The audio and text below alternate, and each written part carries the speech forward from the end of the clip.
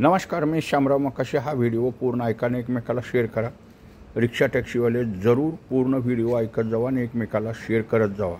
आतापर्यंत आता रिक्षाचं भाडं वाढलं की मीटर कॅलिब्रेशनचा हा लफडा असतो। वेळेत कोण मीटर पासिंग करत नाहीत, काही ठिकाणी मीटरनंच रिक्षा चालवत नाहीत। मीटरनंच रिक्षा चालवायची असते, प्रवासी मीटरमध्ये जेवढं भाडं दिसेल तेवढं द्यायचं असतं। परंतु इथं काय मुंबई महानगर क्षेत्रात तर काय खाजगी लोकांना मीटर टेस्टच्या टेबल टेस्ट घेण्याची परमिशन दिलेली होत्या, ते काय बराबर घेत नाहीत, त्यांचे परवाने कॅन्सल करा। आणि आमचा सतत शासनाकडे प्रयत्न आहे की राज्यातील रिक्षांचे जर मीटर वर्षातून एक वेळ शासन भाडं देणार, त्यांना दिवस अजून निश्चित झाला नसला तरी प्रत्येक वर्षाला त्यांना महागाई निर्देशांकानुसार पैशामधलं हे सूत्र आहे। हे रिक्षा टॅक्सीचं भाडं हे न्यायप्रविष्ट प्रकरण आहे, हे बी लक्षात ठेवा की माननीय हाकीम साहेब यांनी जी समिती नेमलेली होती त्यांनी देशामधलं नंबर 1चं पैशामधलं सूत्र बनवलेलं आहे। प्रत्येक वर्षाला रिक्षा टॅक्सीवाल्यांना न्याय मिळेल त्या भाड्याच्या माध्यमातून, जसं महागाई निर्देशांक असेल, वाहनाचा घसारा असेल, म्हणजे वाहनाच्या किमती आहेत, त्याच्यात इंधनाच्या किमती आहेत, त्यावरती हे सूत्र आहे। डिझेल गाड्यांच्यासाठी, पेट्रोल गाड्यांच्यासाठी, CNGसाठी आणि LPGसाठी। पण आता जवळजवळ CNGचं सूत्र हे राज्यभर चालेल। वाहनांची संख्या वाढत असते आणि राज्यात रिक्षांची संख्या मोठी आहे, त्यांना न्याय हक्क मिळाला पाहिजे।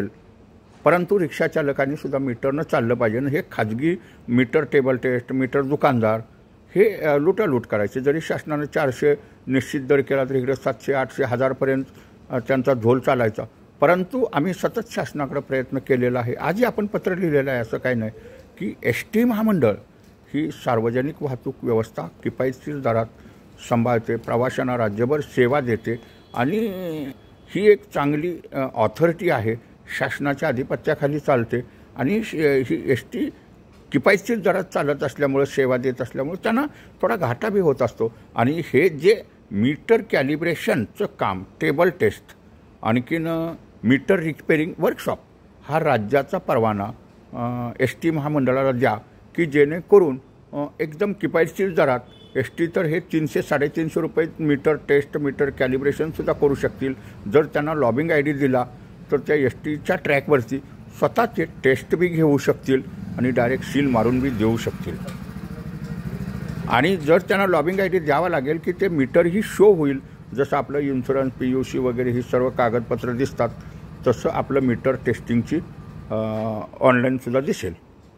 तर हे काम ST महामंडळाला लवकरात लवकर शासनानं द्यावं की जेणेकरून राज्याचं काम हे ते वेळेत पूर्ण करतील। अगदी 45 दिवसात, काही 30 दिवसातच पूर्ण करतील। राज्यभर ST महामंडळाची व्यवस्था आहे, कुशल कर्मचारी आहेत, मनुष्यबळ आहे, शिवाय राज्यभर ह्यांची STची आगार आहेत।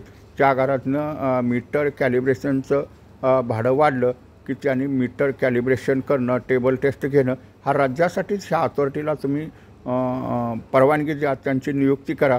म्हणजे ही 45 दिवसाच्या आत नव्हे, 40 दिवसातच राज्यातील मीटर हे कॅलिब्रेशन करतील आणि त्यांना लॉबिंग ID दिल्यास ते ऑनलाईनलासुद्धा जोडतील। शिवाय हे किफायतशीर दरात सर्वसामान्य लोकांना, गोरगरिबाला लोकांना, कष्टकऱ्यांना हे वर्षातून मीटर कॅलिब्रेशन करण्यासाठी ST 300, 350, 400 रुपयेचंच ते काम करू शकेल, कारण राज्यातली मीटर आहेत ते। आणि ST महामंडळाला परवाना द्या शासनानं, म्हणून आम्ही वेळोवेळी पत्र लिहिलेले आहेत। आता बी मुख्यमंत्र्यांना आम्ही पत्र लिहिले। ST महामंडळ आणि नगरपालिकेच्या परिवहन सेवा ज्या आहेत, ह्यांच्याकडे मनुष्यबळ आहे, ह्यांना परवानगी द्या आणि meter table test, meter repairing ही संपूर्ण जबाबदारी ST महामंडळावरतीच टाकून द्या। त्यांना ते काम द्या की जेणेकरून STला काय घाटा होतो तो घाटासुद्धा कमी होईल थोडा। म्हणजे हे त्यांना अतिरिक्त काम मिळाल्यामुळं ह्याच्यापासून ST महामंडळाला उत्पन्न वाढेल।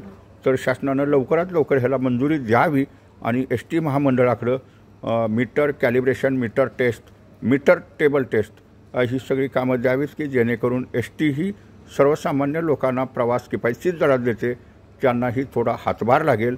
म्हणून आम्ही मुख्यमंत्र्यांच्याकडे मागणी केलेली आहे, प्रत्येकानं हा व्हिडिओ शेअर करा जेणेकरून कळालं पाहिजे। धन्यवाद।